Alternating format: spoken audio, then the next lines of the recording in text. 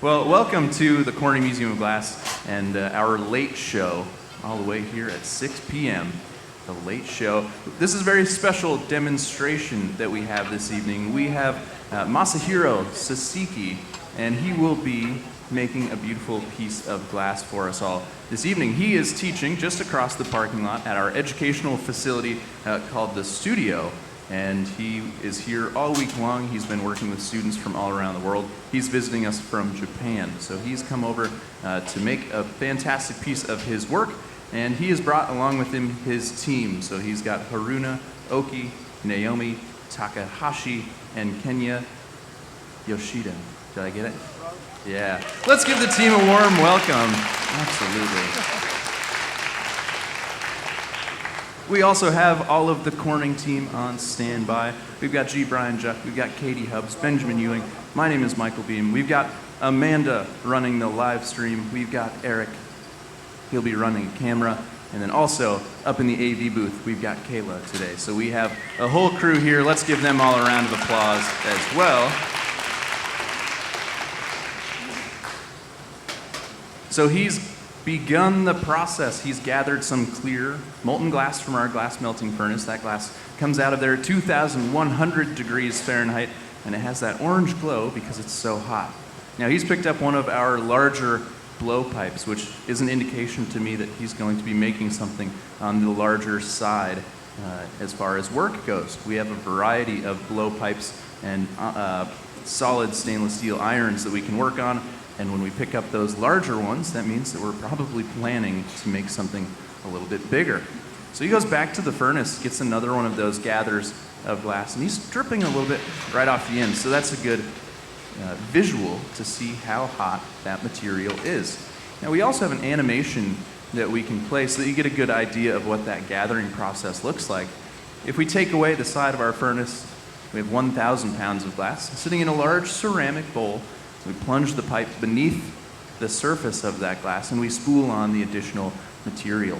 So 2,100 degrees, our glass is a bit like table honey. It's runny, it's gooey, it flows, can't support its own weight.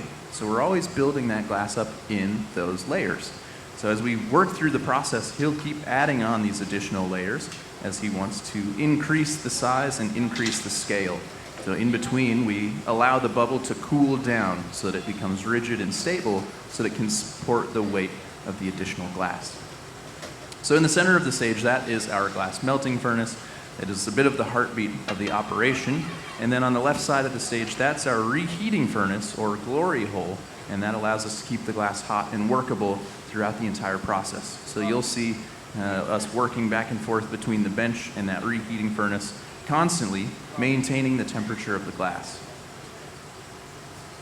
So Masahiro is just working on inflating the glass, shaping the glass up so that he gets it to the right form that he wants before going back to the furnace and collecting that next layer. So he's using a couple different tools.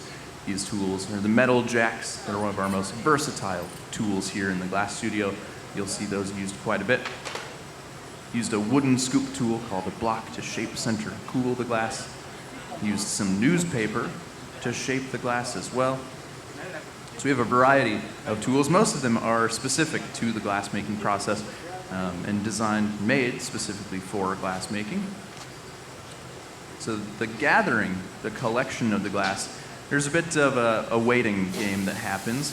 We want this bubble to cool down and become stable and rigid so that we can get that next layer of glass. And then when we're ready to start inflating the glass after we take that next gather, we're waiting for that interior bubble to warm back up. So it's a bit of this back and forth, and there's a lot of waiting just while we work on collecting the glass. Now every time we do collect glass, we can get 2, maybe even 3 times the amount of material, and that's just because of the increased surface area. So these gathers will keep getting larger and larger as we move through the process. Now we do just drip off some of that additional material. We call that a strip. So we strip that glass right off the end. It's a good way for us to control the size of the gather, control the amount of glass that we have or need, and it also gives us good control for shaping up that glass into the wooden block. So those wood blocks give us a really uniform shape in the material, and these wood blocks are soaked in water all the time. So the hot glass touches the water in the block, the water turns to steam, and then the glass rides on a thin layer of steam within that block. And that one's actually about a year old. So they last quite a while with that layer of steam in between that wood block. And then in the newspaper, of course, that's about 8 to 10 sheets folded up, soaked in water as well. That one lasts maybe 3 or 4 days. Yeah, that one doesn't last quite as long. But that's the local newspaper. That's the Corning Leader. And this one we folded up just fresh today. So this one's brand new. You'll probably see actually a little more smoke coming off of that one as opposed to this older one that we have that we've been using for several days. You can see the nice carbon buildup on that. It starts to get a little thin, starts to get a little warmer, a little bit faster. And that's when we know that it's time for a new one.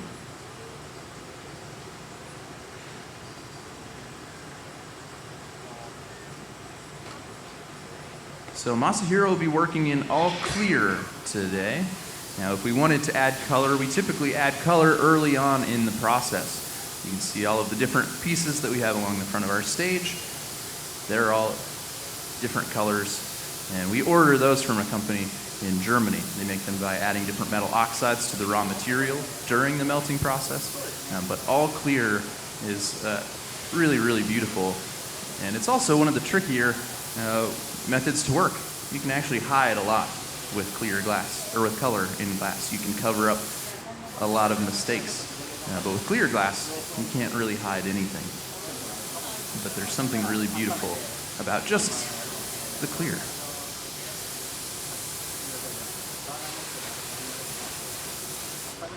So that's just some compressed air that he's using to cool down that bubble initially, and that's to speed up the process, just make that glass cool down a little more quickly and add that stability.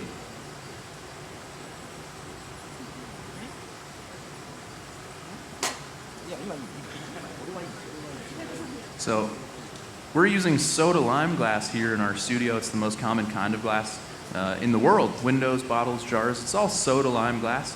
But then there are different recipes of soda lime glass. So it's just like if you are going to make a carrot cake at home and I'm going to make a carrot cake at home, it's all still carrot cake, but it may be a little bit different. I might use more butter than you, but it's all carrot cake. Similar thing with our soda lime glass. It's 3 main ingredients: the silica, the sand, soda ash, and limestone. The soda ash is the flux that allows us to melt our glass at a lower temperature. It allows that glass to stay hot for a long time. And the limestone is a stabilizing agent. And so all of those things combined, we would get soda lime glass. But of course, our glass is formulated specifically for glass blowing. So it stays hotter a little bit longer. We can work with it for quite a while. Glass that's made in a factory, if it's a machine that makes bottles, for example, that glass will be blown into a mold, and then that mold opens up. And if that glass is still hot, when the mold opens up, it will just slump right back into a puddle. So that glass cools down much faster than our glass cools down here. And there are different companies that make glass for glass blowing. And Masahiro said that this is the first time using the kind of glass that we're using in our studio. Even just across the parking lot at our educational facility at the studio, they're using a different kind of glass. Still soda lime glass, still made for glass blowing, but it's just a different company that manufactures that glass. So he said that he was asking me several different questions before we started. He was asking me, what's the working time like? How long does it take to heat back up? How long does it take to cool down? What's the tolerance of that glass? Can it get fairly cold before it cracks and breaks? So all things that he wanted to know so that he had a good idea going into this piece so that he didn't really come up to any surprises. But he'll probably, as he works through, he'll get a good sense of the timing and the way the glass cools, even just in between these gathers, to understand the workability of this glass.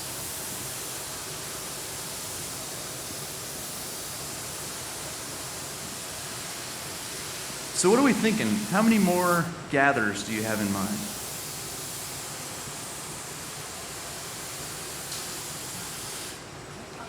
Oh yeah, how many more? Yeah, how many more gathers do you think you're gonna? One more gather? All right. Sure. So he said, one more gather, and then we'll start to blow this up. So, of course, again, the more gathers, the more glass we have, the larger we can make things. I was trying to convince him to make something this big. He said, we don't have enough time. You won't want to watch to make something that large. But these pieces that he's making, and the pieces that he's really known for, will be inflated quite thin. So this is going to become pretty large in scale. So he goes for that last gather. And this last gather is always exciting. He'll come out with quite a bit of glass. Yeah, there we go, the oohs and the ahs. And then, of course, if you feel the need at any point to applaud or cheer, ooh and ah, just, do that at your leisure whenever you feeling so inclined.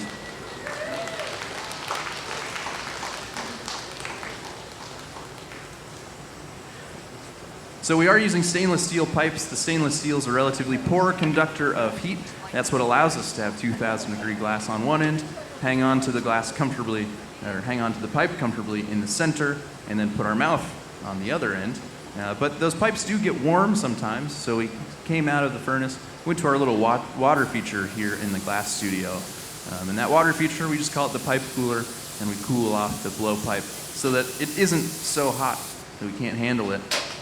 But if you look closely at those pipes, there is an area that's tarnished. And that tarnished area is a good indication for how far up the pipe the heat is traveling.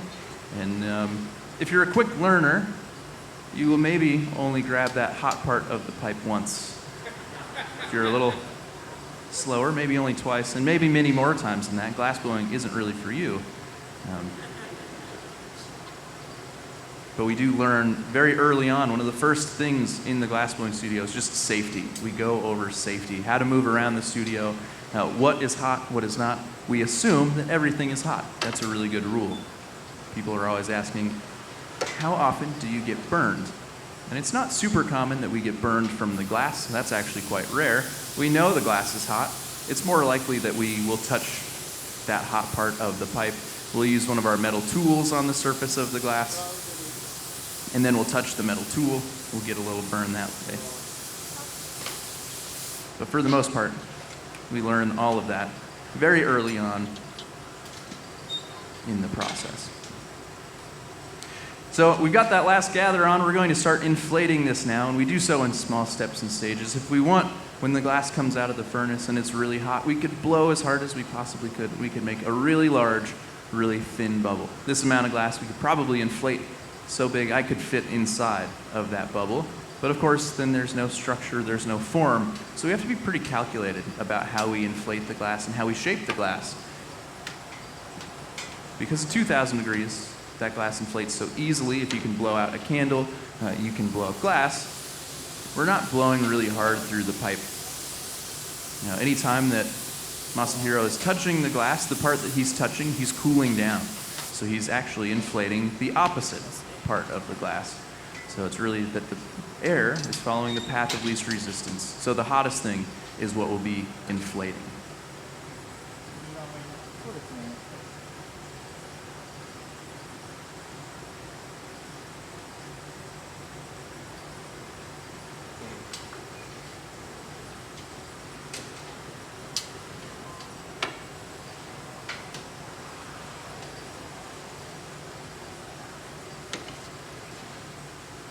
So you can see we've got fantastic teamwork happening here. We've got the team of four. So Masahiro, he's what we call the gaffer. He's the person sitting at the bench. He's leading the team. He is in charge of this piece and the way that it all works out.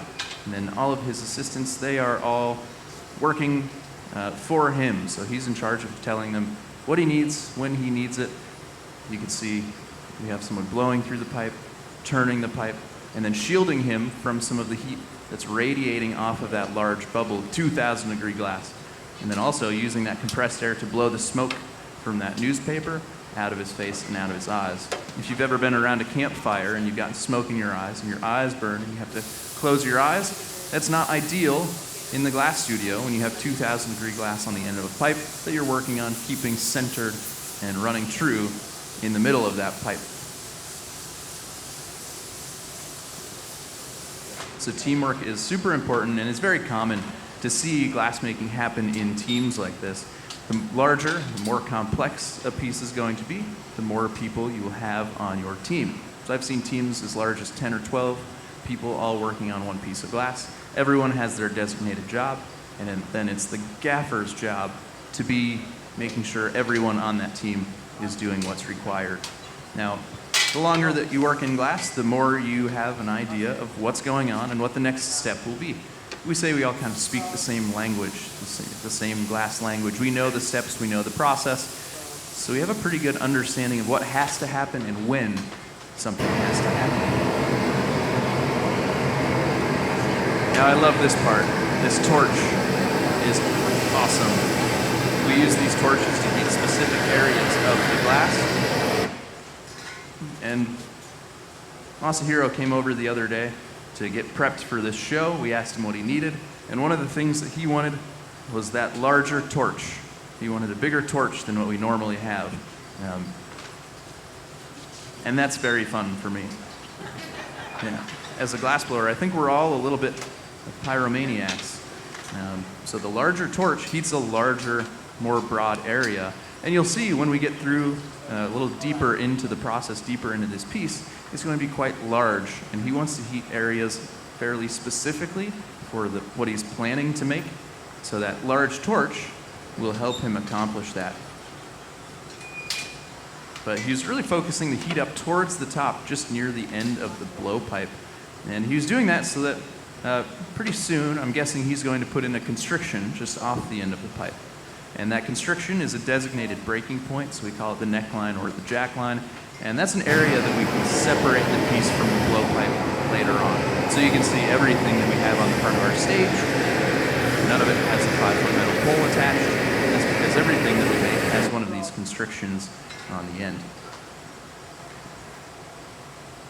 But the thing that goes into the furnace first, the end where that newspaper is, that gets hotter first. It's in the furnace longer, it's the first thing in, it's the last thing out.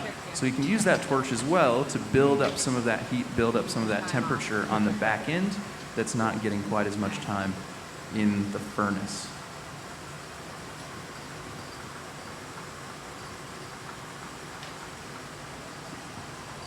You'll also notice that he's constantly turning this glass, keeping it centered on the end of the pipe.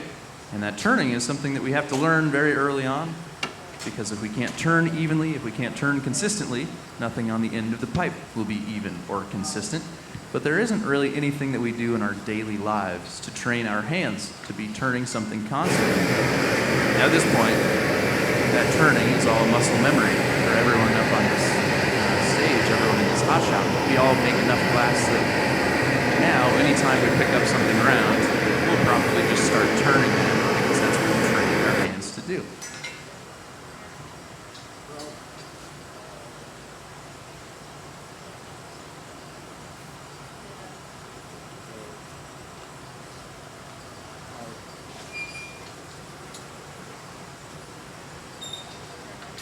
So this is getting blown up quite a bit.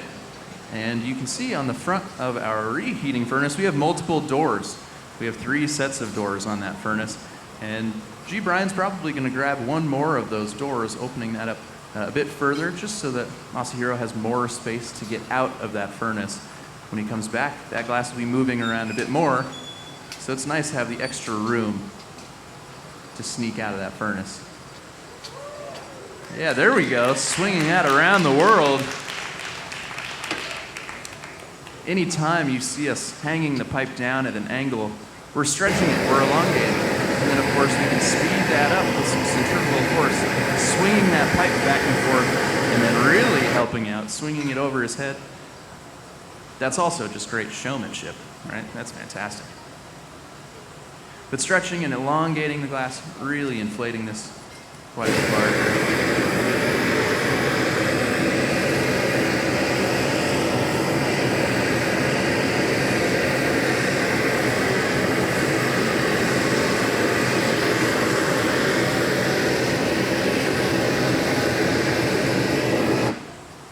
So you can see when they switch directions, really how that glass is wiggling around, moving in that heat.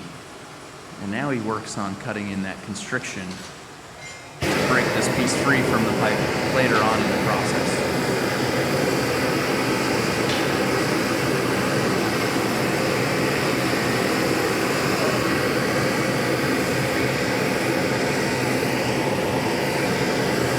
So we always come up here with a plan of what we intend to make.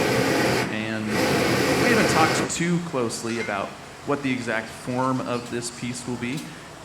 So I'm not sure if it's going to stay really big and round, but based on the other pieces I've seen, you'll probably stretch this out a bit further.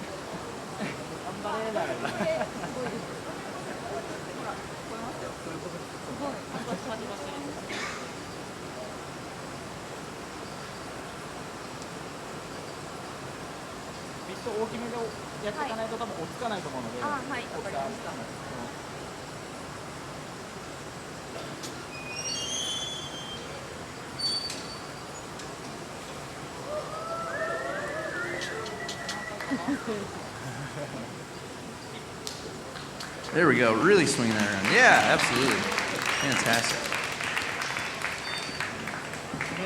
So we've got a piece here. Let me hold this up. This is a piece that Masahiro just made the other day. And I think we're going to be making something along the same lines, but I'm not sure if we're going to really stretch it out quite as long and quite as tall as this one. But you can see all of these additional little spikes that are added on here. These will be added as separate individual bits of glass that will be brought over from the furnace. But this is something to give you a good idea of kind of what we're going for as far as the scale. This one will actually be smaller than the one that we're making here. This one is on a larger pipe, and it's more material.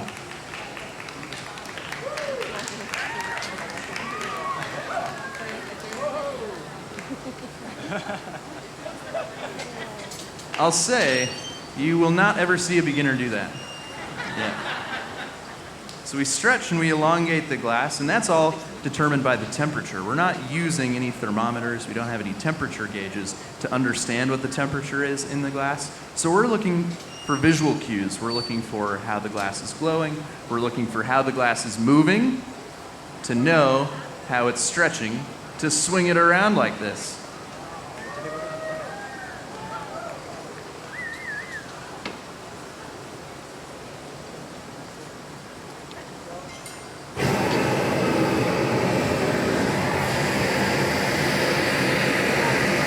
Looking at the way the glass is moving. If that glass is too hot and we swing it around like that, it's going to go flying right off, right? That's going to create a dangerous situation. Now also, if it's too cold and we're swinging the glass around, that can be dangerous as well, because when the glass cools, it can crack and it can break. As our glass is cooling, it's contracting. It will shrink. But when glass shrinks, if it shrinks too quickly, it explodes. So if we're swinging it around, the glass cracks and breaks. Pieces can fly off. If the glass is cold and we hit it on something, or we hit the pipe on something, that glass can break off at that constriction point. So that is something that really you're only going to do after many, many years of glass making experience. In fact, most schools, you won't teach students to swing glass around like that. Yeah. But the Steuben Crystal Factory, we're in the footprint of where the Steuben Crystal Factory was. And their apprenticeship, just the apprenticeship, before you were even a gaffer, before you even got to sit at the bench, just the apprenticeship was 6 years or 12,000 man hours.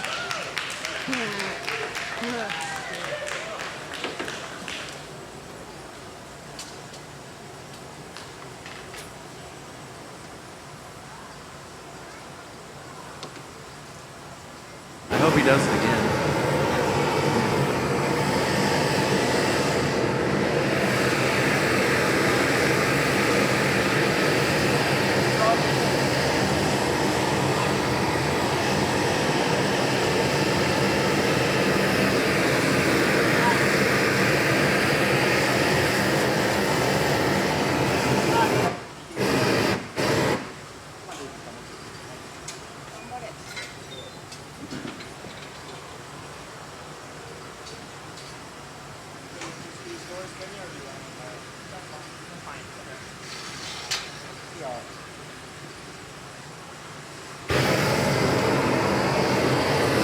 So I think we may have the final length. I think we may be just about done stretching this piece of glass out. Now, as we work through this piece, if anyone has any questions, please feel free to get my attention in some way, raise a hand, shout at me. I'll come answer anything that you're wondering. But they're going to be using this torch a lot to maintain the temperature at the top. And then once they get the final form that they're after with the main body of the vessel, then they'll start adding those additional bits and those additional components to make those little spikes on the surface.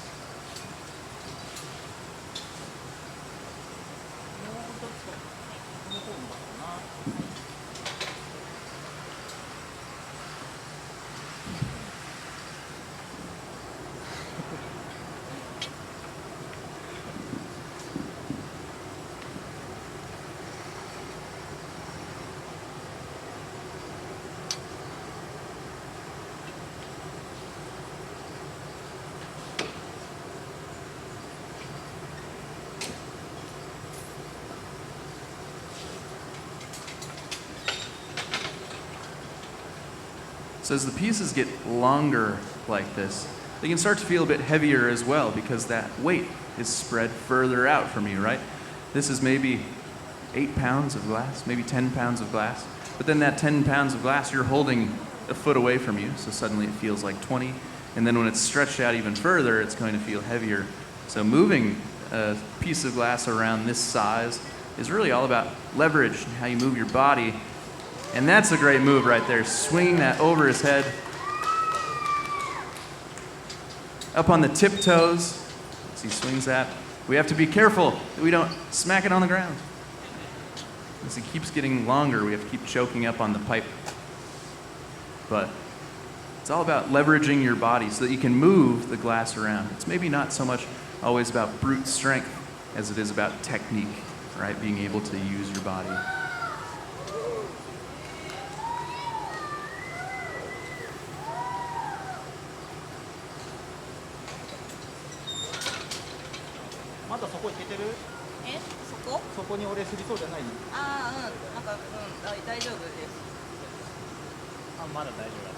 I hope someone got a boomerang of that.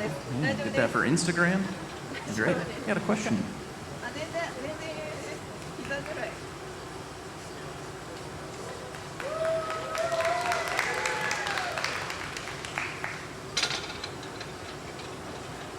We had a question from the crowd. If the glass is really hot, and when the glass is really hot, if you blow really hard, does it pop?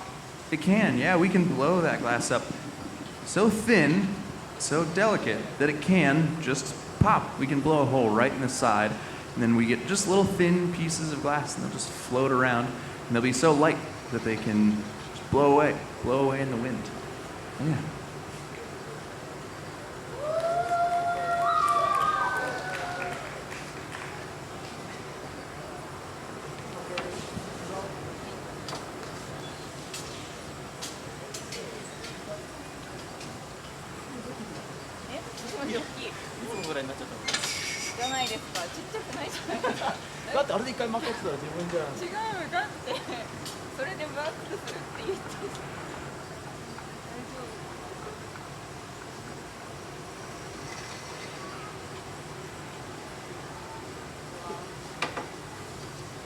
So as the glass gets thin, as we continue to stretch and we continue to inflate the material, it's going to cool down much faster. That thick mass straight out of the furnace is going to stay hot for a long time.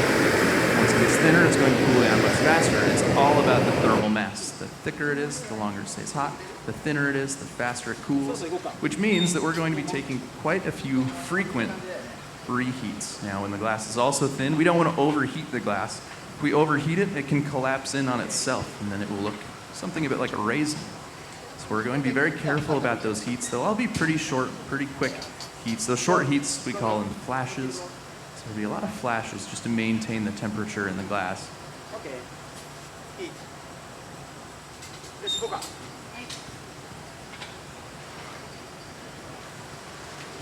And we also have this sliding yoke, this rolling yoke that we're resting the glass on inside of that reheating furnace. And it's on a track, it's on wheels, so that we can slide that back and forth pretty close to the bench.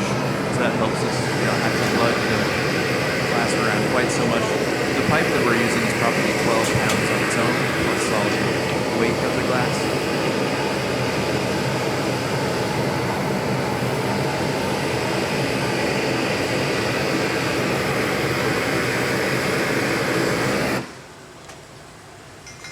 ちょっと大きめのやつでいってみよう。 I'm sure that some of you have noticed the view that we have inside of our reheating furnace, and we can see, looks like we're pretty close to that camera when we stick that piece all the way inside the reheating furnace.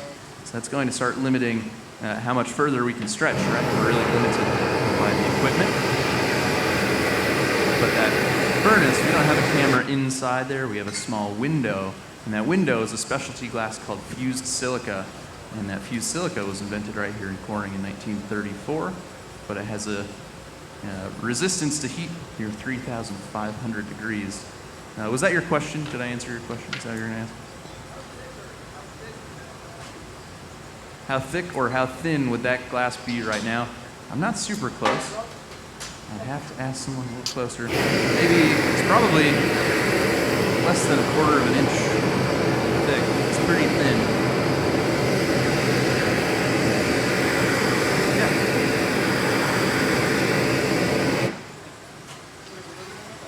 Yeah, Masahiro is from Japan. Yep, he's from Japan. And I'm not sure exactly where in Japan, but I know that currently he's teaching at Aichi University of Education. Nagoya City. Nagoya. Nagoya is the city in which Okay. Take your word for it. Nagoya. Nagoya? Yes, Nagoya. Nagoya is the city in Japan.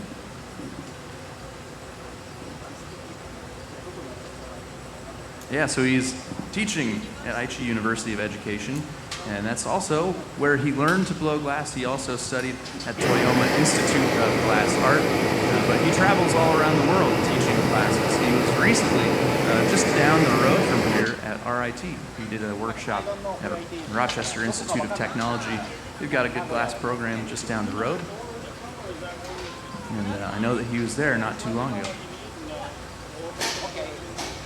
So he's here teaching a week-long class just across the parking lot at the studio. That's our public access facility. Students and instructors come from all around the world to take and teach classes. And he's teaching a class, and it's all about the Japanese aesthetic. And I need to ask him if he can summarize in one sentence or two sentences what exactly that is. But I've looked at a lot of his work, and it's a lot of really well-designed, really clean, beautiful work that the elements of design lend itself to their function. Yeah.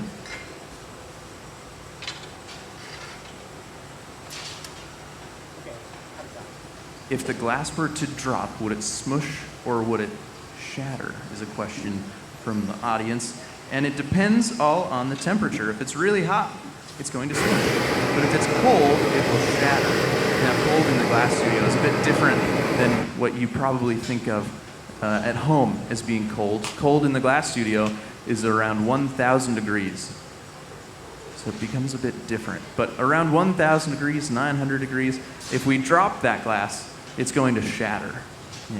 But if the glass is much hotter, if it's 1,800 degrees, it's going to smush.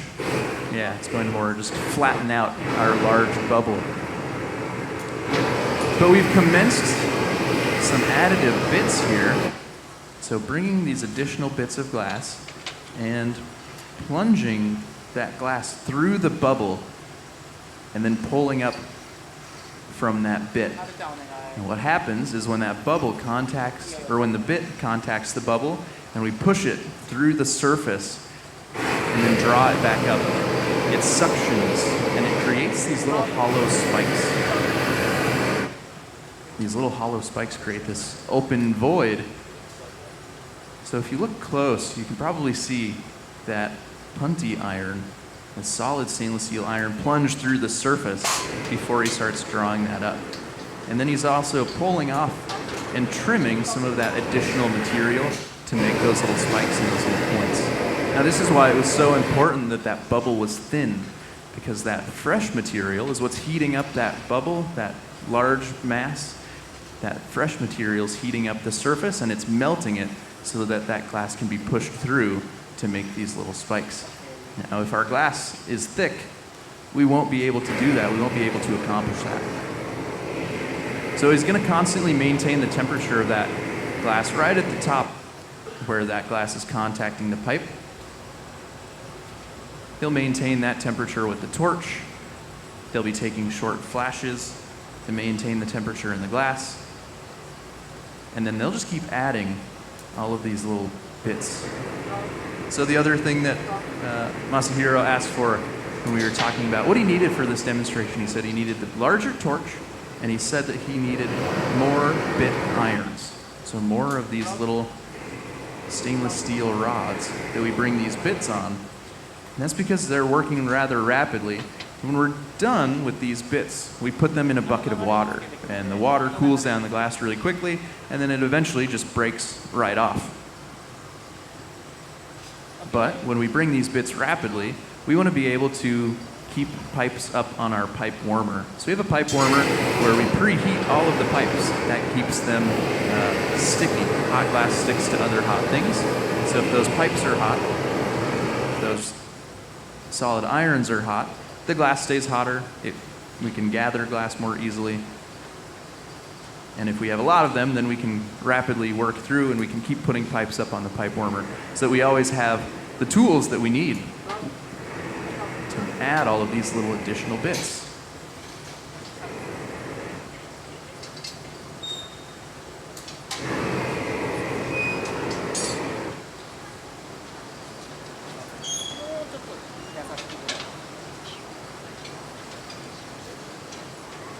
So the question is, are we able to remelt these little bits, the cutoff scraps, the glass that breaks off of these solid irons? Absolutely. Clear glass, we're going to recycle as much of that as we can, and our glass is infinitely recyclable. So any clear glass, we'll just keep putting that back into our furnace. We'll melt it down. It will become something beautiful another day.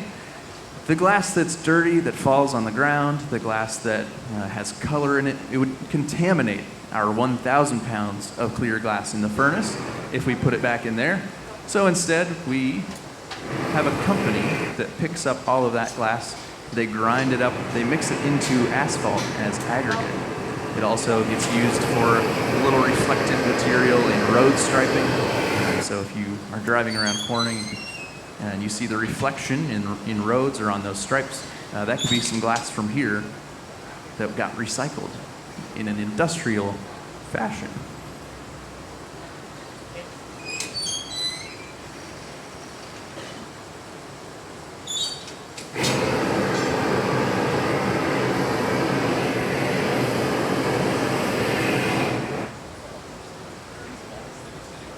So I know that for these forms, Masahiro said that he's inspired by organic shapes and making these organic shapes with an inorganic material like glass. And we have another example of one of his pieces back here.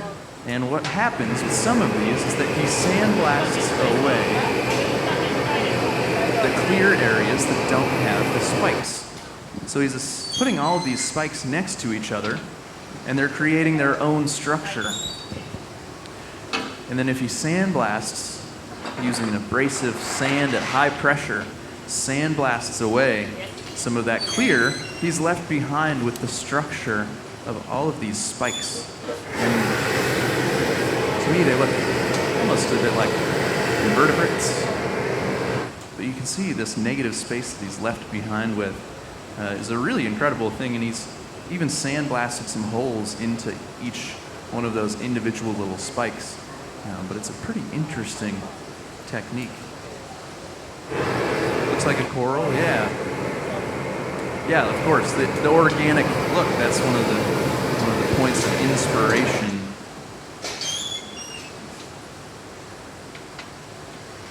He said as well, it's almost like a reincarnation or a metamorphosis from that solid structure into this more delicate hollow, sandblasted form.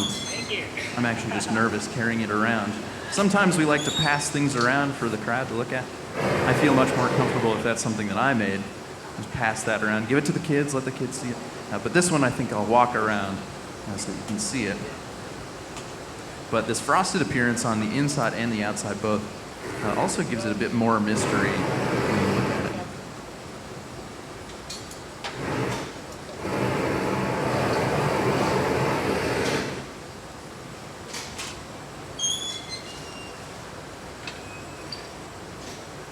So I'm not sure if he plans to sandblast away all of the clear on this one. I know that some of these he doesn't sandblast away all of the clear.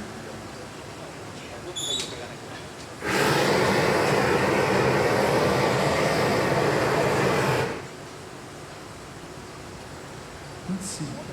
I'll walk around the folks on the other side here.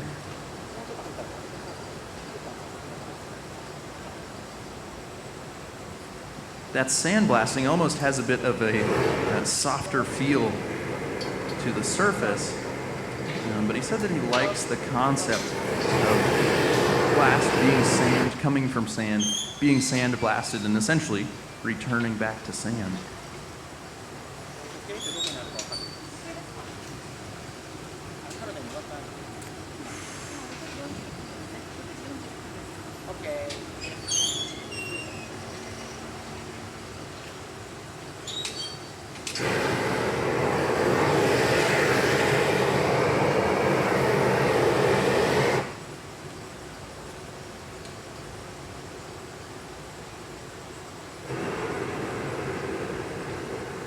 We just had a question, and it was, what's the largest single piece of glass have I ever seen blown? And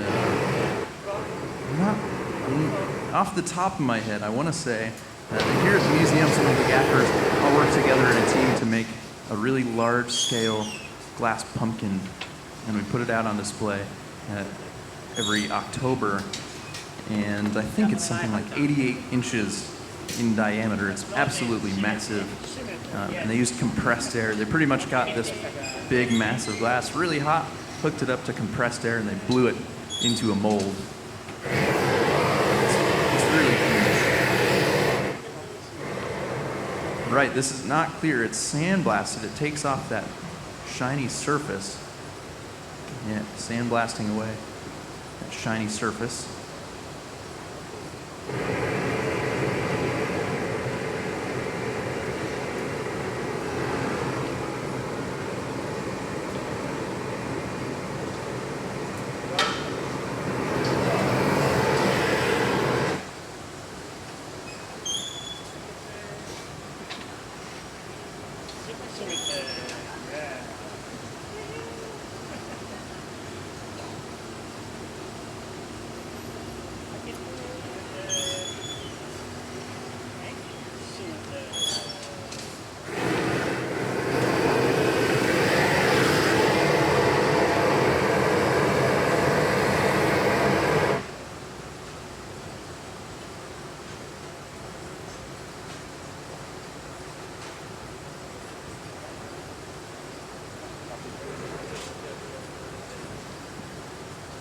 So Masahiro's moved outside of the bench now to apply these bits. As those bits are getting further away, you have to really lean out around the body of this vessel. And it's over 2,000 degrees. It's really putting off a lot of heat. So moving outside the bench, he doesn't have to lean around all of this large mass. He can be more direct above where he's working so that he can see exactly what he's doing, see exactly where he's placing these additional bits to make these little spikes and these little pokes. But it looks like he's working on a big spiral all the way around.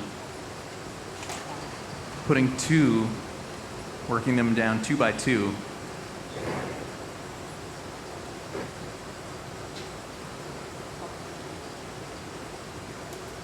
He's also put on a glove as well as a sleeve just to help protect him from some of that heat that's radiating off of there.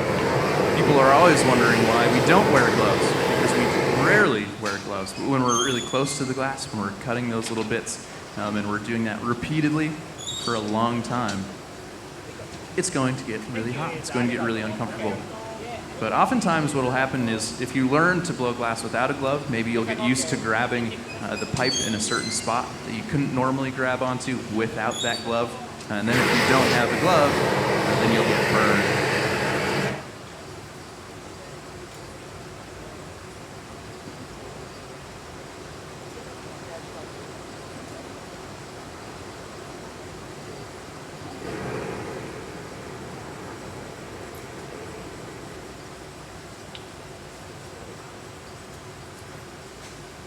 So really working back and forth, essentially on a 180-degree axis. And you can see that that glass, that entire bubble is actually shifting from one side to the other. And when we stop and we push that bit down, we're pushing that entire bubble down. So when we kind of just work by flip-flopping 180 degrees on that pipe, that gives the whole piece of glass an opportunity to fall back on center. So we're always trying to work, as we say, on center. That makes turning certainly easier.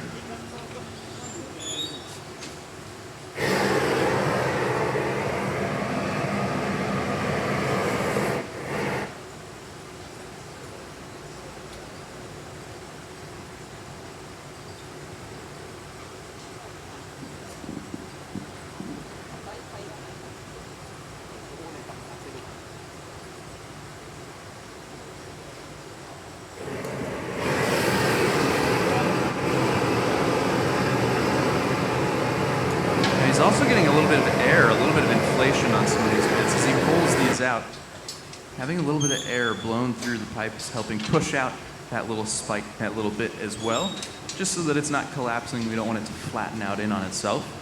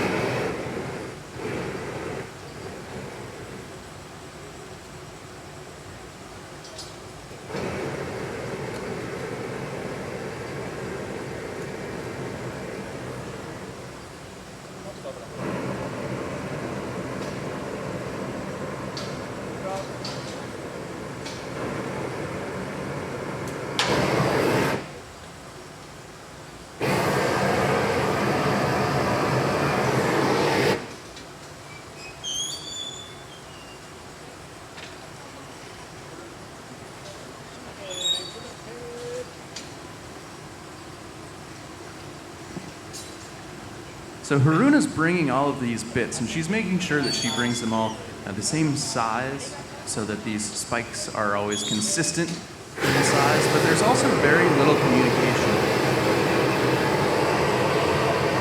between she and Masahiro. They've got this timing down. They've been working together all week long, and they made one of these just the other day, but it's always very simple little gestures so that you know when to go for that next gather of glass. Maybe just a head nod, maybe just a quick glance. But the communication, when you know the steps, when you work together a lot, is usually pretty minimal. And then when she brings over that bit, she's also putting that in a place nearby where he needs to place it down. So he's pointing with his diamond shears, he's pointing with his tools where he wants that bit laid down, and she brings that pipe up at an angle or at a point that it's close to the glass, it's close to the bubble where he wants to place it. So it's just those little tiny intricacies that make this so much easier, make this process go much more smoothly. So for those of you that are just joining us here at the museum or online during our live stream, this is Masahiro Sasaki.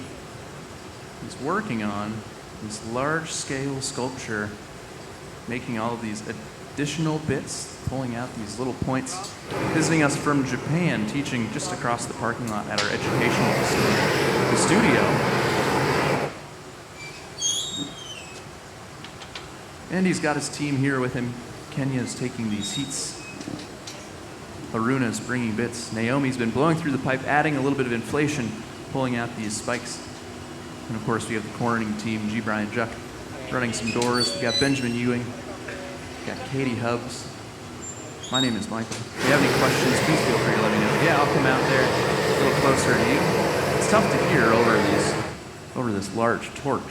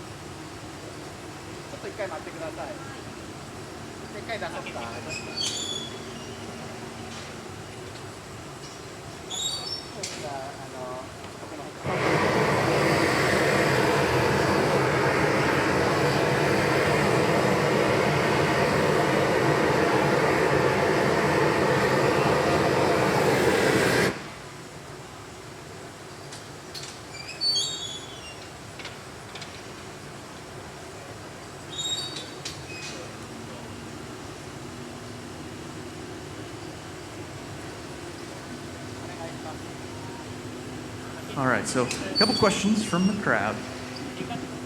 One was, once we start a piece of glass, do we have to work on it all night, or can we put it down, can we walk away? Something like this, once we start, we're pretty much committed. Now, there are different ways that we can go about making parts and components. We have an oven called a pickup oven that we can store glass in at a comfortable temperature. Now, that's right around 1,000 degrees, where that glass is not so hot that it's going to collapse onto itself, but it's also not so cold that it will crack and it will break. So we can make different parts and components. We also have another oven called a garage kiln, and we can make parts, and we just park them in the garage kiln so we can keep those warm and start assembling those. But when we work on something really large like this, typically, once you start, you're not going to stop until you're finished. Now, we have to cool everything that we make slowly overnight, over the course of about 12 hours, and that's dependent upon the thickness. So something that's thin, we can cool down more quickly. Something that's thick takes more time to cool down. So something that's thin like this, we can probably cool it a little faster than 12 hours, but to cool it over more time will relieve the internal stress and strain from the different thicknesses within the material, so the thicker parts versus the thinner parts. The thicker parts take longer to cool down, and the goal is that everything cools down at one even rate. That's what prevents the glass from cracking and breaking. So we'll probably cool this down over 12 hours. Now, if we want, we could pick something back up out of the oven and we could work on it again, but we do have to warm it up slowly as well. So if we cool the glass too quickly, it cracks and breaks. If we heat the glass too quickly, it cracks and breaks. It's all about that coefficient of expansion. So the soda lime glass doesn't do well with rapid temperature change.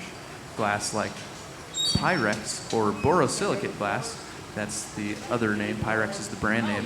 Borosilicate glass has a lower coefficient of expansion. So that means that it's not so susceptible to that thermal shock. So you can take it out of your freezer and put it in your oven, and you don't have to worry about it cracking and breaking. So it's just a different kind of glass. It's a different family of glass.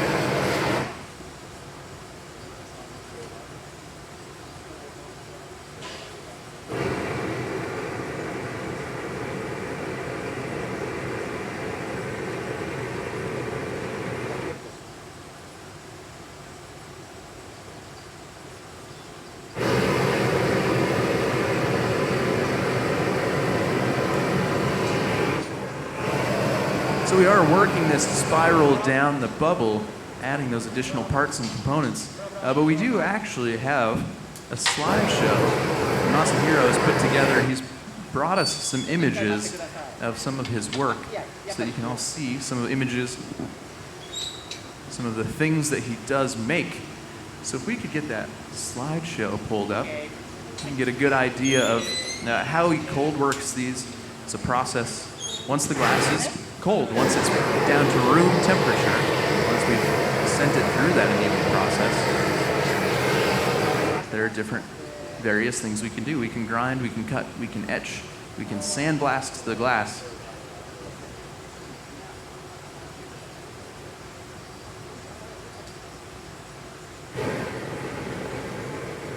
So here we go. On our TV screens, you can see some of these images. You can see the way that clear glass has been taken away from the spiral so that we are left behind with just that spiral structure, which is pretty fascinating. That's a pretty interesting way to think about a concept, to think about what you want to be left behind with when you're making this entire piece. Now, some of these in the slideshow still have that, or still have sections and portions of the clear bubble that was left behind. And I'm not sure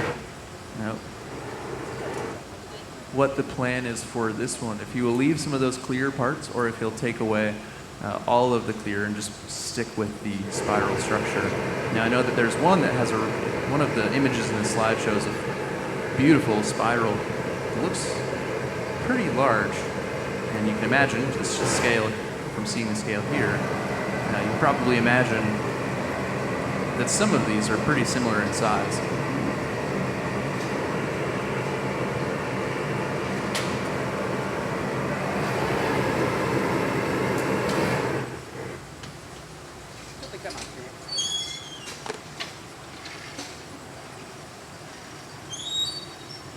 This one, less sandblasting, left more of the clear behind than sandblast. And etch the surface.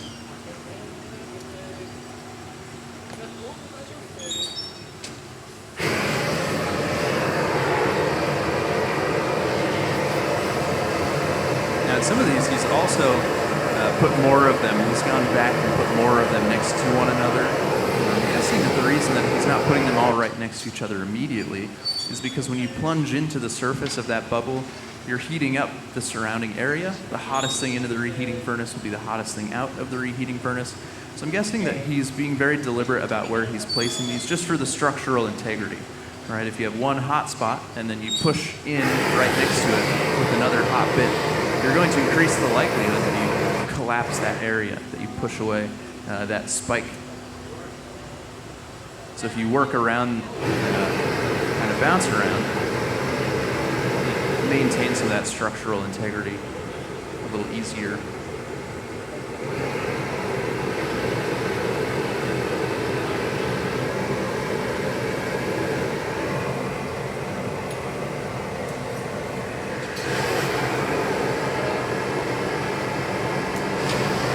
He also said that sometimes it looks like this one is mirrored on the inside.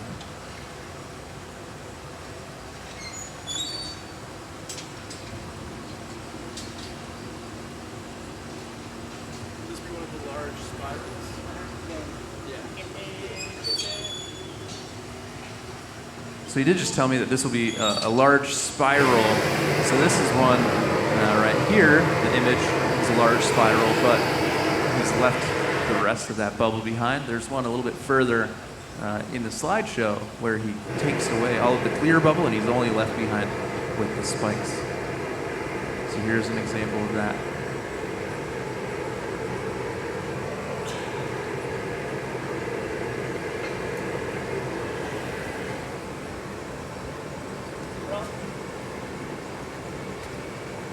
And here's one. This spiral looks really, really large. But this is a good example of a little bit more what we're going for here, what that finished piece is going to look like once it's all said and done. お尻を少し温め具合を温めてから来てもらってください。ちょっと一回待ってくれる。だと思います。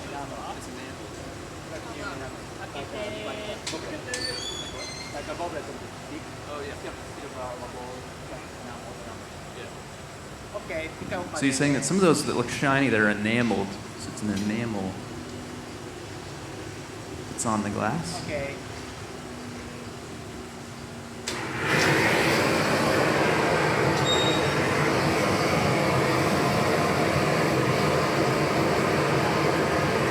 Awesome. Thanks for playing that slideshow, Kayla.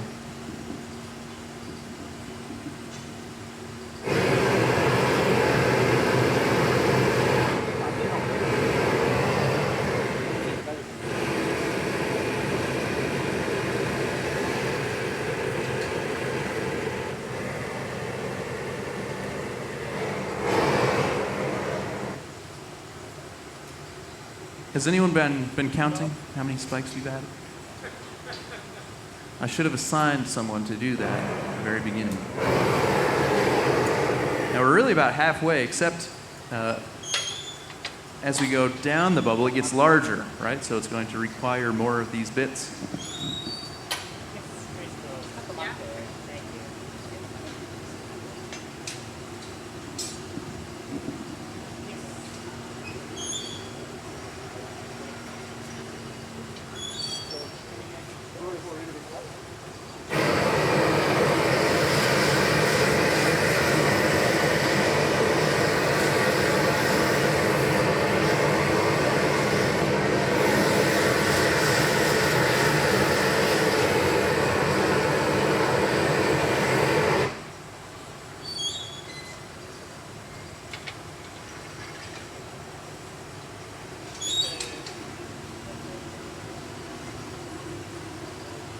OK All right, I turned it up. Let me know if you need more. So as we're opening and closing the doors on our glory hole, we're losing a lot of heat. As we have these doors open, the heat dissipates and escapes out the front. And Masahiro was just asking if I could turn the temperature up on that glory hole. So we actually have a pretty good control over the temperature of this equipment. It's all really nice. It's all digitally controlled. So it's controlled. We're controlling essentially how much gas is burning in this equipment, and then how much air. We're forcing air to increase the temperature. And he said that it's getting a little bit cool, so we just turn that temperature up. So all of our equipment here is run off of forced air and natural gas. But traditionally, all glass making equipment would have been wood fired. So it was wood fired and then coal fired. Now natural gas. We also have some electric equipment that we can use as well. So electric glass melting furnaces are pretty common. The reheating furnaces, the electric glory holes are pretty uncommon. We do have one here at the museum, but that loses its heat much faster when we open and close the doors. It doesn't have the ability to maintain the temperature quite as efficiently as our natural gas furnaces do. But the coal is the reason why Corning is here, why we're the glass center that we are. 151 years ago, the Brooklyn Flint Glass Company moved to Corning to be closer to the Pennsylvania coal fields. So that was, they moved using the Hudson River and the Erie Canal system and came right through the Chemung Canal to Corning. And that's because it's a lot more efficient to move your glass operation to the fuel source than to constantly be shipping your coal all the way to Brooklyn. So that's why we're here now, is that it's closer to the coal fields. And nowadays, the natural gas is most common. Natural gas, propane, is the most common way to fuel furnaces and to fuel a hot shop. The electric glass melting furnaces, those are becoming more and more common. But we do recuperate a lot of the air. So the air, the hot air that comes out of the furnace gets blown back in with the natural gas. So that helps initially burn hotter. We're not losing quite so much of our energy. We're not losing quite so much heat out of that equipment. 全体温めてブローするわ温めれるところまで温めてはい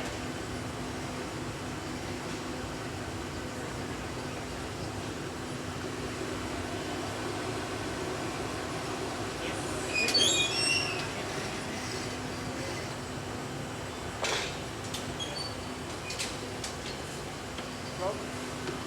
So the whole thing's pretty hot now. You can see it really moving around, a little bit of inflation, puffing it up a bit further.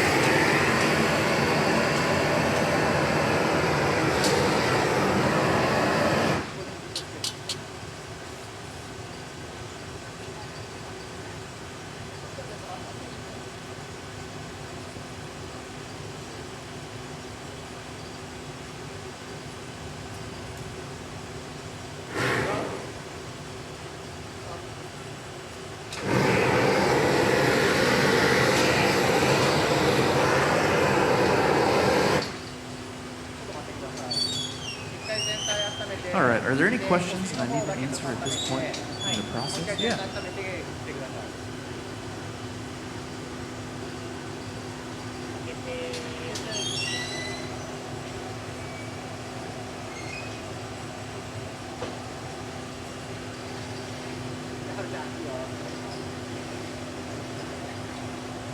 All right, so yesterday we had some folks watching Masahiro over at the studio, and they said he rolled through some foil, and he was cutting it, and he was stretching it, then put it away to slowly cool in the annealing oven. My guess is that it was silver leaf. So we can roll through silver leaf, we can roll through gold leaf, copper leaf as well, and when we roll through that thin leaf, it sticks right on the surface, and as we inflate and as we blow through the glass, those little flecks, they stretch out, and then we're left behind with that beautiful little metallic surface. And we actually have a piece here on the front of our stage that has some gold leaf in it as well, so I'll grab that. That's one that I'll pass around. I'll pass that one around. I trust all of you enough. We can pass this around. But if you look closely, you can see how those little flakes did stretch out as the glass was inflated. So we put that on early on in the process as well, because if we put it on a smaller bubble, we're using less gold leaf, right? Gold leaf's not exactly cheap. But I'll pass this piece around. And if you look closely, you can see those little flecks. So start here. We'll work our way around. There you go. So if you look close in between those lines, we got a pretty intricate color pattern on the surface of that piece of glass, but in between the lines, you can see the gold leaf and the gold metal flecks in that glass. So I'm guessing that he's using silver leaf, and that just gives it sort of that shiny metallic appearance on the surface. But that gold leaf, or that silver leaf, is pretty finicky. It's actually, because it's so light, it can blow away. We have a little table that we set up here that is a little metal box, a little metal table. We've got little fans that pull air out, so there are small little holes. It's essentially like a reverse air hockey table. Little holes, and then we lay the gold leaf down on the surface, and it holds the gold leaf down so that if we walk by at a somewhat brisk pace, just the air current off of our body's not blowing our gold leaf around. But we just lay that down, and then when we roll across it on the bubble, it just sticks right on the surface.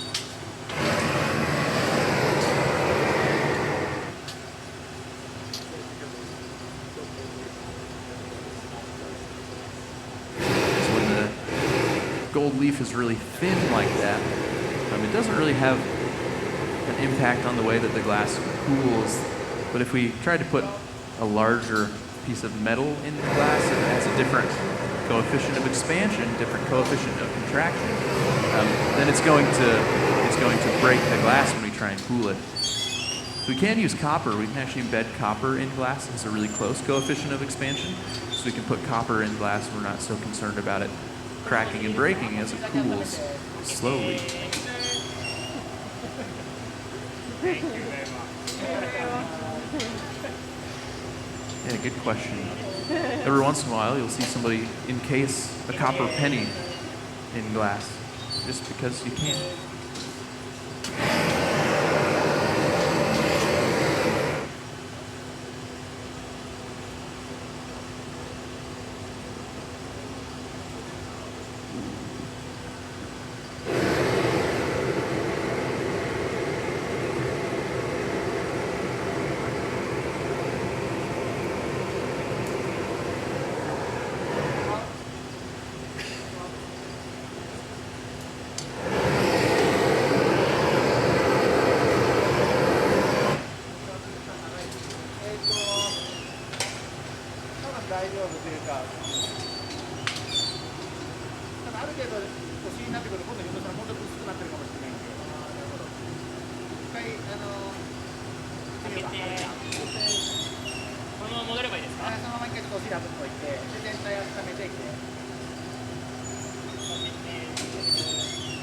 So for those of you watching here and for those of you watching at home, this live stream, we will put the live stream up on YouTube.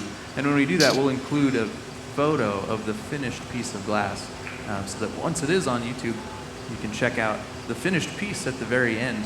But we do have a really extensive selection of YouTube videos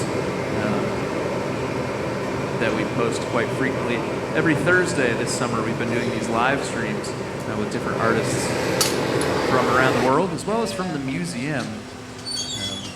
We've been featuring 6 of our museum gaffers, 6 of our museum glassblowers, working on live streamed pieces. I believe next week, Helen Tegler, she'll be making something pretty fantastic. I think she's got a bit of a sculpture planned for that. So be sure to tune back in next Thursday to see that one. But we're featuring these 6 museum gaffers who were on the Netflix show Blown Away. How many of you have seen Blown Away? Wonderful, quite a few of you. If you haven't, it's a new Netflix series where 10 glassblowers have been pitted against one another to see who is the best. So it's like most of those elimination shows where one person each week gets kicked off the show. Do you have a question? You watched the whole series? Did you watch it in one day? All at once? 2 days? That's pretty good. I had a couple people earlier, they said they watched the whole thing in one day. And I said I didn't even watch it all in one day. I had to space it out, you know? I didn't want to burn through all of it. But if you haven't seen it, it's on Netflix. If you don't have Netflix, talk to me after the show. I'll give you my password so you can check it out. But 6 of our glassblowers went, and they helped the 2 artists in the final to make their final pieces. So I'm not going to say anything, I don't want to spoil anything. But later this summer, I think later this August, and I think as well as in October, the winner will be here doing part of a residency as part of the prize package. The museum is involved. One of our boss was also the guest judge for the finale episode as well. So the museum was pretty heavily involved in that show. It's pretty cool. I'm surprised that there hasn't been a glassblowing show before now.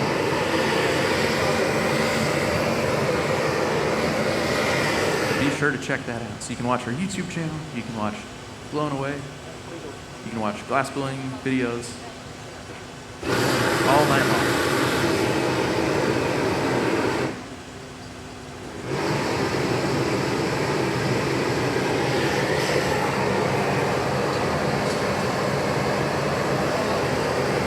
We also have pieces. We have a piece from Blown Away. Every artist that was on the show, we have one of their pieces just down here on the side of the amphitheater. So as you leave, you can check out those pieces as well.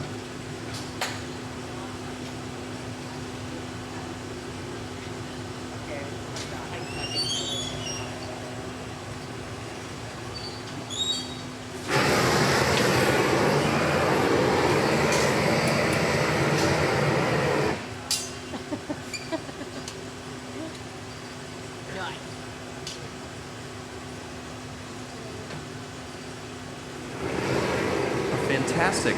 So we've just heard from online that a couple of folks just got reservations today to visit a glass blowing studio because they saw Blown Away. So that's wonderful. That was one of the exciting things about the show, is that it helps really expand everyone's knowledge of glass. So it really gets it out there. And I bet if you look up glass blowing studios near where you live, you'd probably be surprised. There are a lot more than most people expect.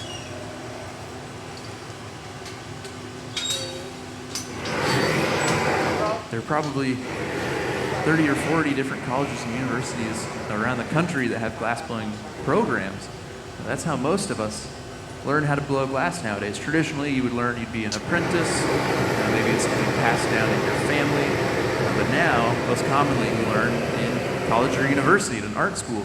And a lot of times what happens is you take your elective art class that you're required to take, you're going to your drawing class or something, but you walk by the glass blowing studio.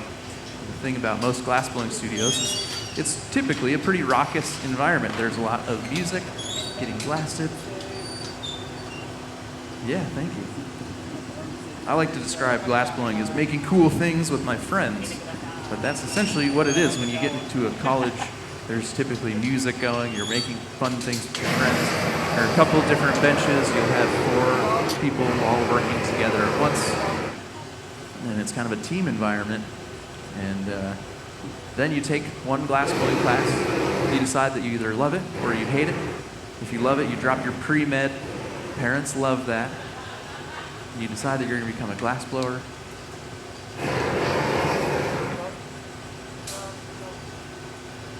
But the school that I learned at, it's an elective. It's a liberal arts college, Hastings College in Hastings, Nebraska.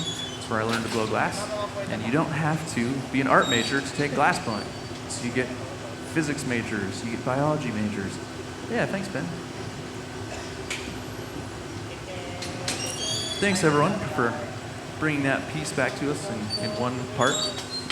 We have a strict you break it, you buy it policy, so it's nice that that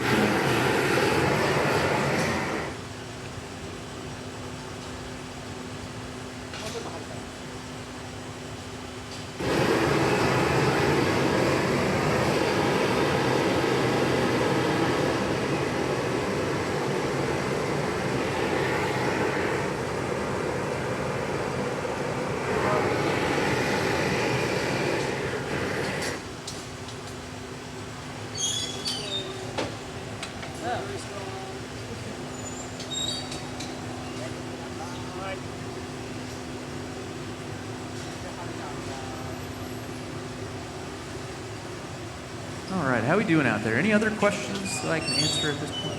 Yeah, let me come up there. Yes.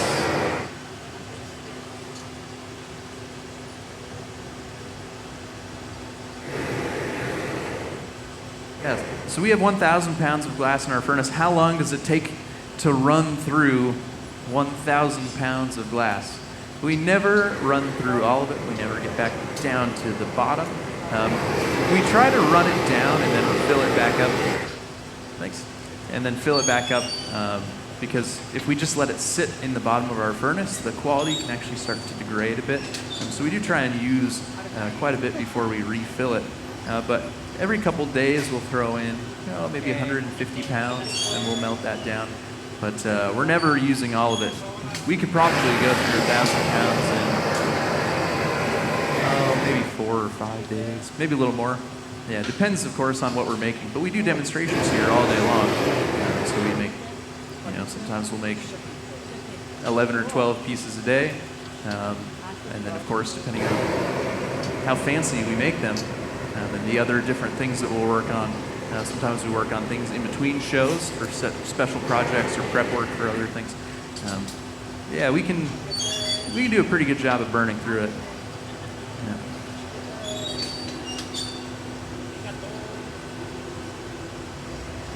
Some studios will have 2 furnaces. They'll use glass out of one furnace and then they'll fill the other one back up. And then you can, a studio in Hastings, there are 2 furnaces. Each have 570 pounds of glass in them. So you'll use one of them throughout the week. It'd probably take us closer to 2 weeks, I think, actually, for 1,000 pounds. But we'll use one furnace for a week, and then we'll use the other furnace, and we'll fill the other one back up. We don't want to just throw in 570 pounds of glass. We throw in 50 pounds at a time. We let it melt down a little bit. Throw in 50 pounds more. We let it melt down a little bit. Now that's just to kind of ensure the quality. If we just throw a whole bunch of glass in there all at once, you can actually get a bunch of little tiny air bubbles, and then it takes time for those air bubbles to eventually rise to the surface and pop, so that we're not collecting those air bubbles when we gather glass. Do you have a question? Oh, there are many manufacturers of different glass for glass blowing. What we're using here is called Spectrum. Yeah, it's called Spectrum glass. There's another big one. The one that I've used most, the one that we use across the parking lot at the studio, is called Spruce Pine. And it's out of Spruce Pine, North Carolina. Yeah.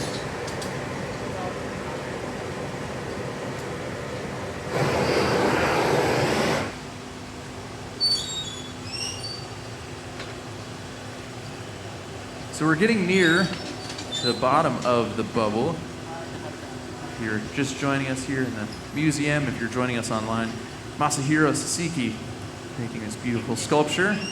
And then, of course, we can't neglect his team. We've got Haruna Oki bringing all of these bits. He's been doing a fantastic job. And he has been heating this. Naomi's been blowing through the pipe. The Corning team here running doors, helping recycle pipes. G. Ryan, Katie Hubbs, Benjamin Ewing. Got Eric on the camera. Kayla up in the AV booth. Amanda running the live stream, answering questions on the internet. I think that all of these folks deserve a round of applause, some encouragement as we near the end of this piece of glass. They've all been doing a wonderful job.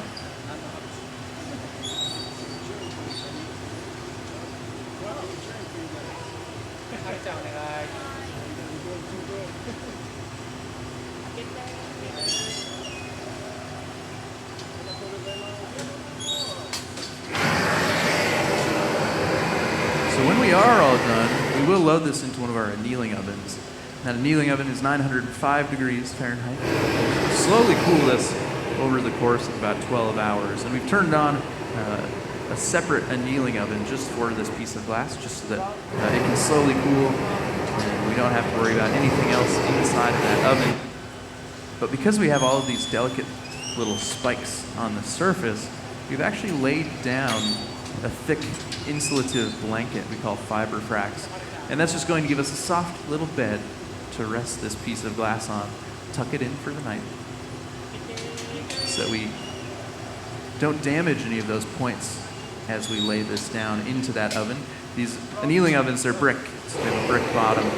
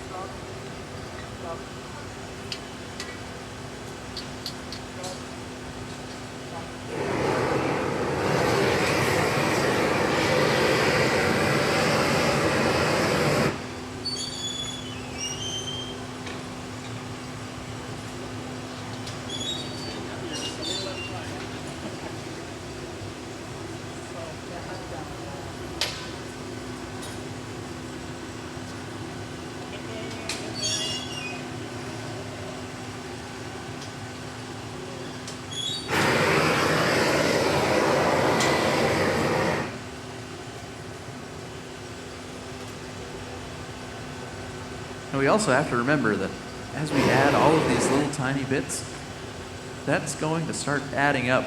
This probably feels quite a bit heavier now than when we first started adding those bits.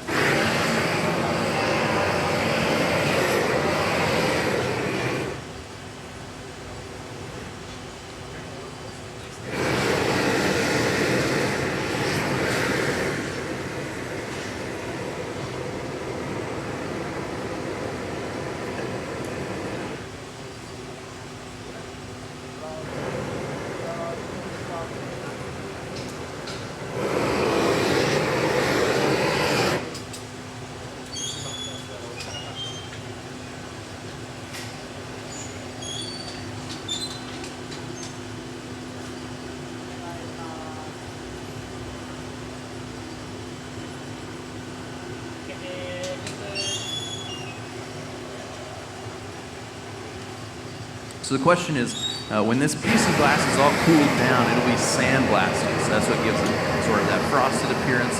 He's sandblasting away some of that material, some of that clear that's not the spikes. He's sandblasting that away, carving through the glass. So the question is, what kind of pressure, essentially? Those sandblasters run typically on compressed air, so we can adjust the pressure that we are forcing through the nozzle. But then we can also select different nozzles for a more direct or a less direct spray, essentially, of the abrasive. We can also, depending on how close we hold, it's just like a little gun, depending on how close we hold that nozzle, that's going to have an impact on the way that it sandblasts as well. And then we can also get different grits of abrasive material. So that will, if we get larger pieces, essentially it will be more abrasive and it will carve away faster, it will carve away more quickly. But if we get finer abrasive, it won't be quite so serious, won't have quite the same impact. But we can also, there are a lot of pieces that we can we can sandblast, and we can essentially sandblast the design on those pieces of glass. So we will put down a resist. So we can put down a rubber resist, even like a masking tape works as a resist. We can put that on the surface of the glass, and when we sandblast, that resist will bounce off the sand from specific areas, and then we're left with a design that we keep covered up. So there's a lot of options that we have with that sandblasting technique. You can also sandblast a blank, essentially. We could sandblast through layers of color, and then we could pick them back up onto a pipe, and we can then gather more glass. Then we can get really specific designs through multiple layers of color, called grawl blanks. It's a Swedish technique.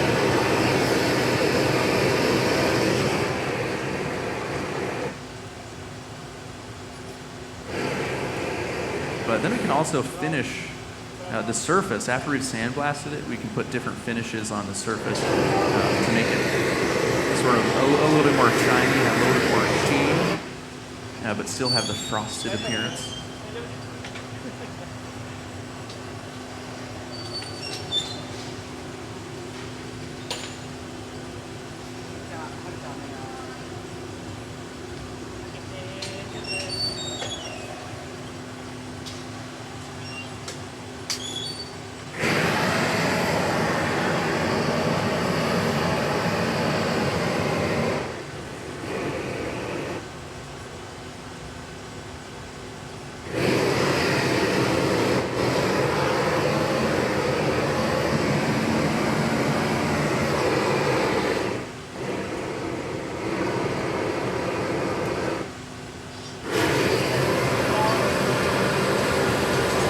So you'll notice when they put that bit on and they pull it, the first time he cuts, it's on top.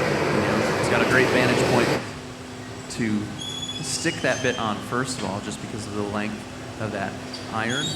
But then when they flip it over and he cuts off the excess, it's nice to flip it over because then the whole thing's falling back on center. But when you cut that bit free, you don't have to worry about it falling back on the surface of the vessel somewhere else. So there are all these little subtle moves that make all of these additional little bits easier. I'm just thinking about where the glass is when you cut it is important.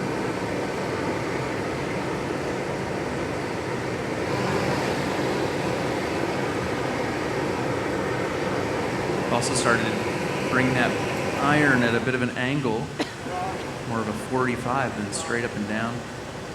As we're getting to the end of the bubble, we need to change the angle that's applied.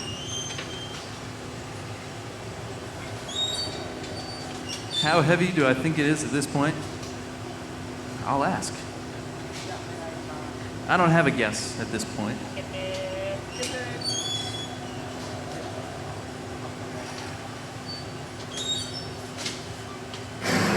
Heavy. I'm going to say it's heavy.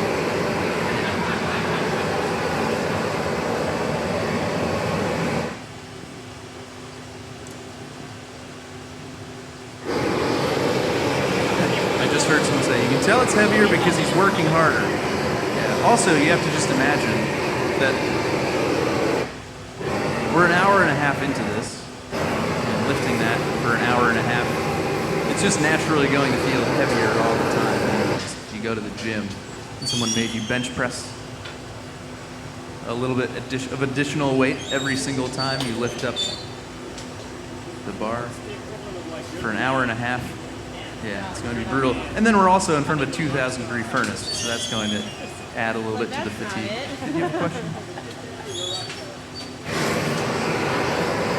Yeah, of course. And then of course, just the fulcrum point, you're further away from it, so it's not like you're holding, 15 pounds right close to your body.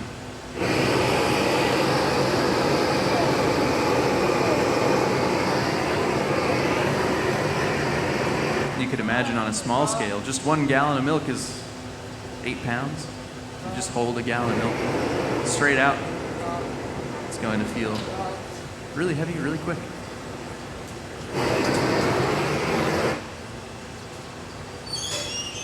How often do pieces like this break during a demonstration? That's a dangerous question, my friend. Someone knock on some wood. We have pretty good luck. But that's because everyone that's been blowing glass here has been blowing glass for many years. We all have a lot of experience.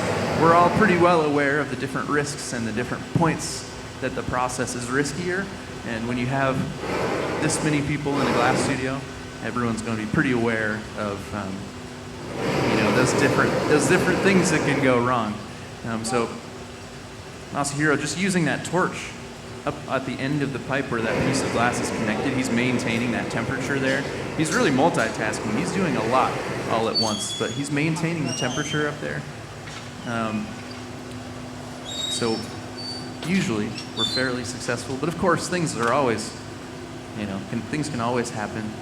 I think that things probably break for glass blowers more than any of us would ever want to admit to or say, but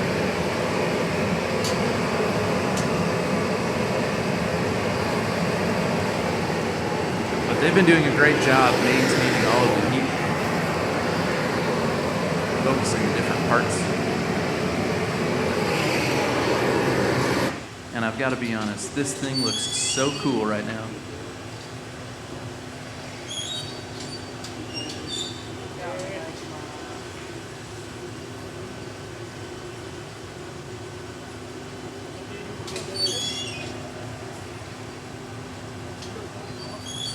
Now also, when you first start blowing glass, your success rate is much, much lower. Yeah, when you first start blowing glass, you're probably going to take about an hour to try and make a cup, and then you'll probably break that cup.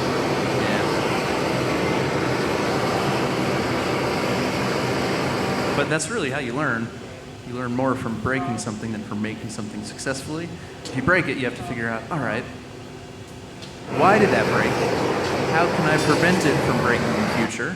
And then the next time you do it, you'll probably break it at the same point. Maybe you'll get one step further in the process before you break it again. My favorite thing I've ever made? All right, hang with me for a minute. It's a bit silly.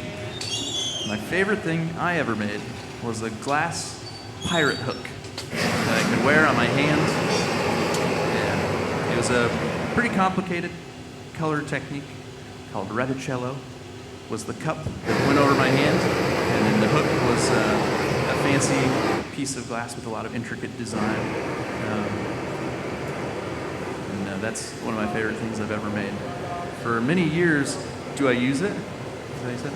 I did use it. I did a whole photo shoot wearing it, and then I broke it by accident. I know, it was heartbreaking. Yeah. But I made it and I got the photo shoot, so that's the important thing. Pictures exist. But for a long time, for about 10 years, the Corner Museum of Glass, we had a partnership. We had glass blowing studios on 3 cruise ships. We traveled around the world. 9 glass blowers were always traveling the world, blowing glass on a cruise ship, and that's actually why we developed our all-electric glass studio that we have here, and that electric glory hole that we have. Now, because the number one risk to a ship at sea is fire, couldn't have any open flames, so we developed all of that electric equipment, that electric glory hole. And so I was out sailing the high seas, and so I decided that it would be most appropriate if I made myself a pirate. That's one of my favorite things I've ever made. But we're always making new things, we're always pushing ourselves to make different things. And really when we try and make something new, we're essentially just building off of the foundation that we already have. So we have to figure out, what do we know how to make? What techniques do we know? How can we apply those to something new or something different?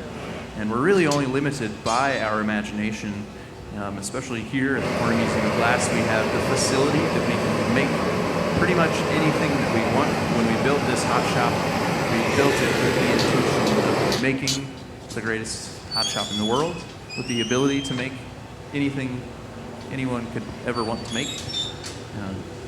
And we've had visiting artists from all around the world, and they all say that we've done a pretty good job of that. This reheating furnace, this glory hole that we're using right now, this is only the medium size glory hole. To the left of that, next to Katie, we have our big one.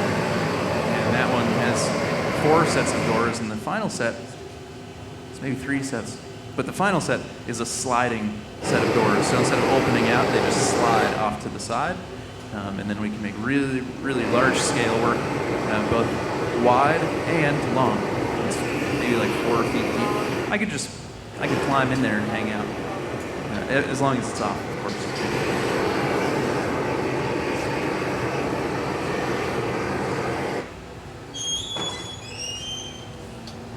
We also have, if you look there on the left side of the stage, we also have a color cart with all of the different colors that we have. And those are just the colors that we have out. We have a larger storage area of glass color, so we're also not really limited in the colors that we want to work with either.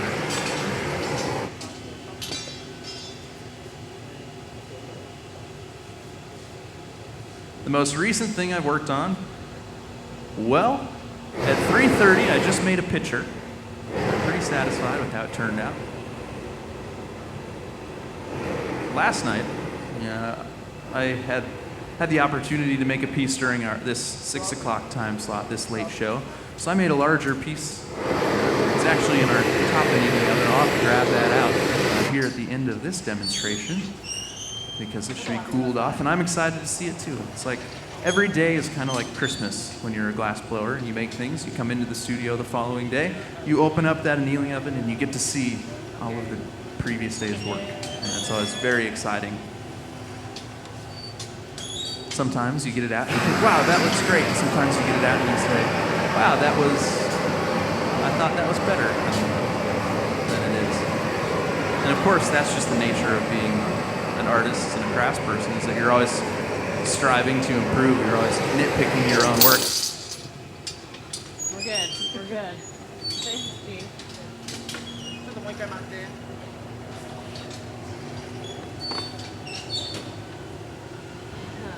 So check out this view right now inside the reheating furnace. These spikes, check out how close those are to the back of the glory hole, to that camera, that view that we've got. About maxed it out.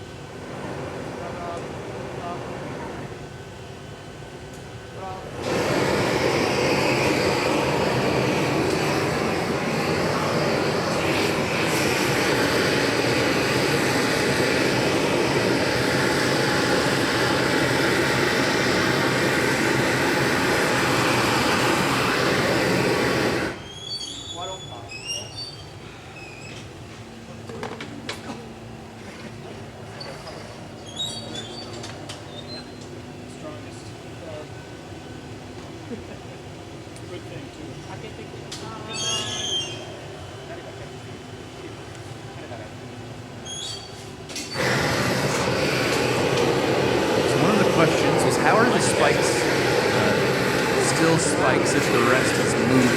How are they not collapsing on themselves? Well, if we look at where he's torching with that torch, he's focusing a lot of heat up on that connection point. And when the whole thing is moving, it's actually moving back at that connection point.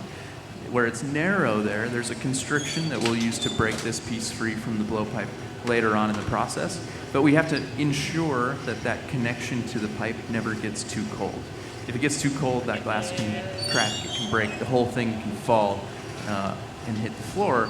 So he's really been focusing a lot of heat at that connection point every time we come back from the furnace to ensure that it doesn't get too cold. Now we know that it's not cold because when he stops turning, it's moving, and the whole thing is moving up at that connection point.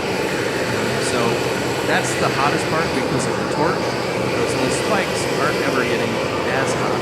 We're just maintaining the temperature using that reheating furnace. But an indication that we're about done with this piece is the fact that Benjamin has put on this very stylish jacket, the silver suit. He's going to be catching this piece of glass. That's what that means. And he'll load it into our annealing oven. Now something this large, it's over 1,000 degrees. It's pushing out a lot of heat. All of that surface area is radiating that heat.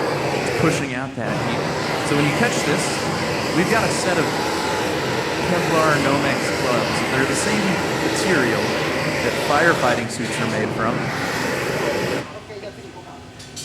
So we can grab onto this glass, but if we're hanging onto the glass with these gloves, it's still pushing out all of that heat at our body.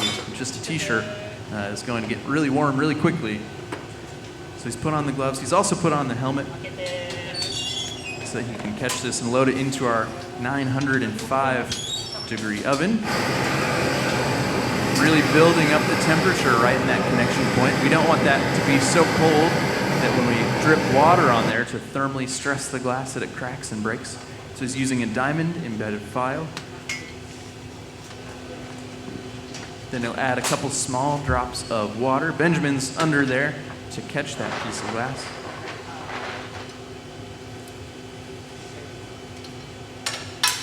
Breaks free.